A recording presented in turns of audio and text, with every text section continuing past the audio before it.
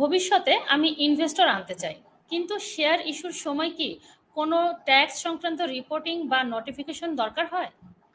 আহ, উদ্যোক্তা বোন, খুবই গুরুত্বপূর্ণ একটি প্রশ্ন।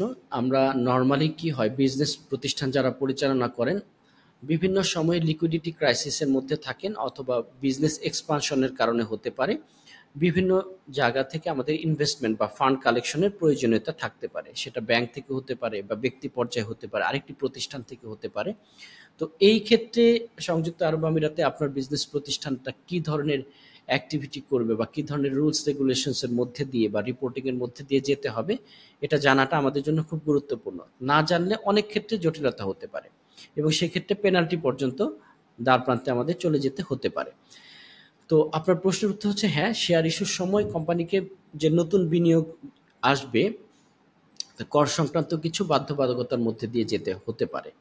কেমন হতে পারে যে আপনি কর্পোরেট ট্যাক্স দেখেন, আমরা যখন কর্পোরেট ট্যাক্সের বিবেচনা করতে হবে। কর্পোরেট ট্যাক্সটা হচ্ছে নেট প্রফিটের উপর আমাদেরকে ট্যাক্স প্রদান করতে হয়। আপনার লস হতে পারে, ইনকাম হতে পারে, সেটা কোম্পানির নিয়ম অনুসারে। কিন্তু আপনি যখন ইনভেস্টমেন্ট নিয়ে আসবেন, সেটা কিন্তু অ্যাকাউন্টিং নিয়ম অনুসারে এটা প্রফিট অ্যান্ড লস স্টেটমেন্টের কোনো পার্ট না। এটা কি যাবে আপনার ক্যাপিটাল হিসেবে ইস্যু হবে না ব্যালেন্স শিটের মধ্যে। তো তার মানে আপনার ক্যাপিটাল নিয়ে আসার কারণে আপনার ক্যাশ ফ্লো ইনক্রিজ হলেও আপনার ইনকাম বা ক্ষেত্রে বা লসের ক্ষেত্রে কিন্তু কোনো রকম ভেরিয়েশন আসছে না। এটা আমাদের মাথায় রাখতে হবে। তো প্রথমত আপনার অ্যাকাউন্টিং এবং বুককিপিংটা সঠিক হতে হবে।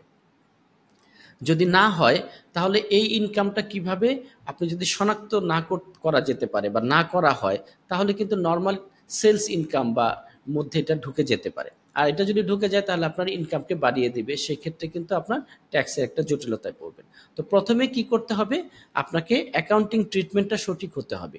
এর আগের একটি ধাপ গুরুত্বপূর্ণ, সেটি হলো যে আপনি যে ইনভেস্টমেন্টটা নিয়ে আসবেন আপনার কোম্পানিতে, এটার জন্য কিছু রুলস রেগুলেশনস আছে। যদিও এটা আপনি এখন জানতে চাননি, তারপরে বলে দিচ্ছি যে আপনাকে প্রথমে কিভাবে আপনি নিয়ে আসছেন ইনভেস্টমেন্টটা, সেটা একটি গুরুত্বপূর্ণ বিষয়। হঠাৎ করে একজনের টাকা আপনার কোম্পানি অ্যাকাউন্টে চলে আসলো, আপনি অ্যাকাউন্ট ট্রিটমেন্টও করলেন, কিন্তু ইনভেস্টমেন্ট নিয়ে আসার যে রুলস রেগুলেশন সেটা যদি ফলো না করা হয়, এই ফান্ডটা কিন্তু পরবর্তীতে আপনার জন্য অ্যালার্মিং হতে পারে, কমপ্লায়েন্স ইস্যু হতে পারে, এএমএল কমপ্লায়েন্স ইস্যু হতে পারে। এই জন্য শুরুতে যেটা করতে হবে, আপনি দুভাবে করতে পারেন। আপনার কোম্পানিতে যে অন্য কোম্পানি বা ব্যক্তি যিনি ফান্ড দিবেন বা ফান্ড নিয়ে আসবেন, উনি যদি এক্সিস্টিং যদি কোনো পার্টনার না হয়, তাহলে তাকে এঙ্গেজ করতে হবে এবং তার সাথে কোম্পানির সম্পর্ক কি, এটাকে ক্লিয়ারিফাই করতে হবে। সবসময় যে আপনার মেমোরেন্ডাম চেঞ্জ করে তাকে শেয়ার হোল্ডার প্রদান করেই এটা নিয়ে আসতে হবে, বিষয়গুলো এরকম না। আপনি লোন আকারে যদি নেন, তাহলে এর বাইরেও আপনি গভর্নমেন্ট ইনস্টিটিউশন যেগুলো আছে সেখানে চুক্তি করতে পারেন, নোটারি করতে পারেন, করে এই বিষয়গুলো উল্লেখ করে লোন আকারে আপনার কোম্পানিতে ইনভেস্টমেন্টটিকে নিয়ে আসতে পারেন। এটি গেল যে যার কাছ থেকে ইনভেস্টমেন্ট বা লোনটি নিয়ে আসছেন সে তার সাথে চুক্তি। ২ নাম্বার হলো বা ২ নাম্বার বিষয় হচ্ছে ইকোনমিক ডিপার্টমেন্টে এটাকে আপডেটের বিষয়গুলো। ৩ নাম্বার হচ্ছে আপনার অ্যাকাউন্টিং যে ট্রিটমেন্ট আছে সেটার মধ্যে এই বিষয়টাকে সঠিকভাবে উপস্থাপন করা। ৪ নাম্বার গুরুত্বপূর্ণ বিষয়, এমন অনেক সময় হয় যে আমরা রিলেটেড পার্টির কাছ থেকে কি করি, এই বিনিয়োগগুলো ধারণ নিয়ে আসি, সংগ্রহ করি। এখন আমাদেরকে জানতে হবে যে রিলেটেড পার্টি বলতে আসলে কাদেরকে বুঝিয়েছে। তো নতুন ইনভেস্টমেন্ট আনার ক্ষেত্রে আমরা প্রথমে জানলাম যে ইনভেস্টর হতে পারে, ফান্ড ট্রান্সফার করে নিয়ে আসতে পারি, আমরা লোন বা ক্যাপিটাল আকারে নিয়ে আসতে পারি, এটা আমাদের ক্লিয়ার। এখন আমরা জানবো যে রিলেটেড পার্টি বলতে আসলে আমরা কি বুঝি। সেটা হলো যে প্যারেন্ট কোম্পানি হতে পারে, যে আপনার যে কোম্পানিটি আছে সেই কোম্পানি প্যারেন্ট কোম্পানি থাকতে পারে, সাবসিডিয়ারি থাকতে পারে, বা সিস্টার কনসার্ন থেকে আপনি লোন নিতে পারেন। আবার ওনারশিপের দিক থেকে কি হতে পারে, এখানে ওনার আছেন, আবার অন্য কোনো কোম্পানিতে ডিরেক্টর বা শেয়ার হোল্ডার আছেন, তাদের কাছ থেকে আমরা লোন আকারে বা ক্যাপিটাল আকারে এটা নিতে পারি।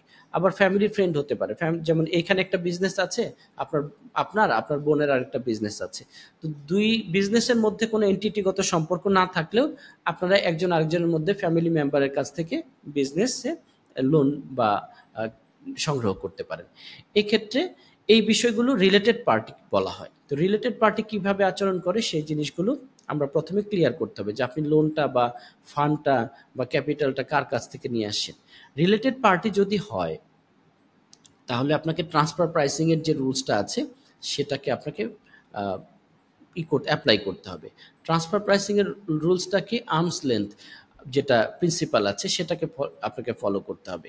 কেমন, যে আপনি যে কারো কাছ থেকে যদি ক্যাপিটাল নিয়ে আসেন, তাহলে ক্যাপিটাল নিয়ে আসার সময় আমরা কোম্পানিকে ভ্যালুয়েশন করি। এখন ভ্যালুয়েশন দেখা গেল অপরিচিতর ক্ষেত্রে আপনি কিভাবে ভ্যালুয়েশন করছেন আর পরিচিতর ক্ষেত্রে কিভাবে ভ্যালুয়েশন করছেন, এই দুটো যেন সঠিক থাকে, অনেস্টির সাথে করেন। আবার আপনি যখন কারো কাছ থেকে লোন নিবেন, অপরিচিতের ক্ষেত্রে লোনের অ্যামাউন্টটা কিভাবে ধার্য করছেন, কম বেশি করছেন কিনা, আবার পরিচিতদের ক্ষেত্রে অন্য ধরনের করছেন কিনা, রুলস ফলো করছেন কিনা, এটাও কিন্তু আর্মস লেন্থ প্রিন্সিপালের মধ্যে পড়ে। তো কাজে আপনি যেটা স্বচ্ছতার সাথে সঠিকভাবে সবার জন্য একই রকম ট্রিটমেন্ট হতে হবে, এই বিষয়টাকে আর্মস লেন্থ। তো আমরা এইসব ক্যাপিটাল বা লোন আনার ক্ষেত্রে কয়েকটা বিষয় খুব মনে রাখতে হবে। লিগ্যাল রিলেশন থাকতে হবে, যে আমরা কার কাছ থেকে লোন বা ফান্ড নিচ্ছি, কিভাবে নিচ্ছি, ইকোনমিক ডিপার্টমেন্ট বা লাইসেন্সের মধ্যে কোনো পরিবর্তন আছে কিনা, না হলে নোটারাইজ কোনো ডকুমেন্টেশন আছে কিনা, অ্যাকাউন্টিং সফটওয়্যার বা অ্যাকাউন্টিং সিস্টেমে আমরা কিভাবে এন্ট্রিটাকে সঠিকভাবে বুক করছি কিনা, এবং রিলেটেড পার্টি কারা এটাকে মেনশন থাকতে হবে। তারপর হচ্ছে ট্রান্সফার প্রাইসিংয়ের যে রুলসটা সেটাকে আমাদেরকে সঠিকভাবে অ্যাপ্লাই করতে হবে। এই বিষয়গুলো আমাদেরকে মাথায় রাখতে হবে। তো আশা করি বিষয়টাকে বোঝা গেছে। আর কর্পোরেট ট্যাক্স বা ভ্যাটের ক্ষেত্রে ক্যাপিটাল আনার ক্ষেত্রে তো আসলে এই ধরনের কোনো ট্রিটমেন্ট নাই।